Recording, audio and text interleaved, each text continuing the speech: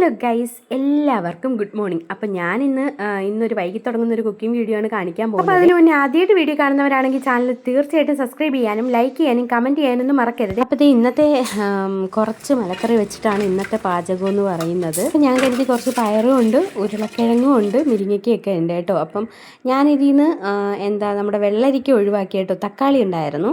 അപ്പം ഞാൻ വിചാരിച്ചു പയറ് മെഴുക്ക് വരട്ടിയും വെച്ച് നമ്മുടെ മുരിങ്ങയ്ക്കയും അതേപോലെ ഉരുളക്കിഴങ്ങും ഇട്ട് അവിയലും വെച്ച് പിന്നെ തക്കാളി ഒഴിച്ചു കൂട്ടാനും ഉണ്ടാക്കാമെന്ന് കരുതി കേട്ടോ. അപ്പോൾ അതാണ് ഇന്നത്തെ എൻ്റെ പ്ലാനിങ് എന്ന് പറയുന്നത്. മലക്കറി കുറച്ചാണെങ്കിലും എല്ലാം കൂടി വെച്ചിട്ട് ഒരു തട്ടിക്കൂട്ട് ആക്കുമ്പോഴത്തേക്കും നമുക്ക് ഉച്ചത്തേക്ക് ഊണിനുള്ള കറികളൊക്കെ ആവും കേട്ടോ. അപ്പോൾ നമ്മുടെ മുരിങ്ങയ്ക്കയും ഈ ഉരുളക്കിഴങ്ങും അതിൻ്റെ കൂട്ടത്ത് മുട്ടയും കൂടി ഉണ്ടെങ്കിൽ നന്നായിരിക്കും. അപ്പോൾ മുട്ട അവിയലാവും കേട്ടോ. അപ്പോൾ എന്തായാലും മുട്ടയില്ല, അതിന് പകരം അല്ലാണ്ട് അവിയലാക്കി ഞാൻ എടുത്തിട്ടുണ്ട്.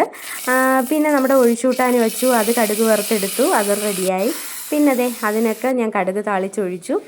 അത് കഴിഞ്ഞിട്ട് വരുന്നതെന്ന് പറയുന്ന ക്ലീനിങ് പരിപാടിയാണ്. എനിക്കാണെങ്കിൽ എന്ത് ജോലി ചെയ്ത് കഴിയുമ്പോഴും അടുക്കള നന്നായിട്ട് ക്ലീൻ ആക്കി ഇടണം. അതെനിക്ക് ഭയങ്കര നിർബന്ധമാണ്. അത് എൻ്റെ ജോലിയൊക്കെ കഴിഞ്ഞു.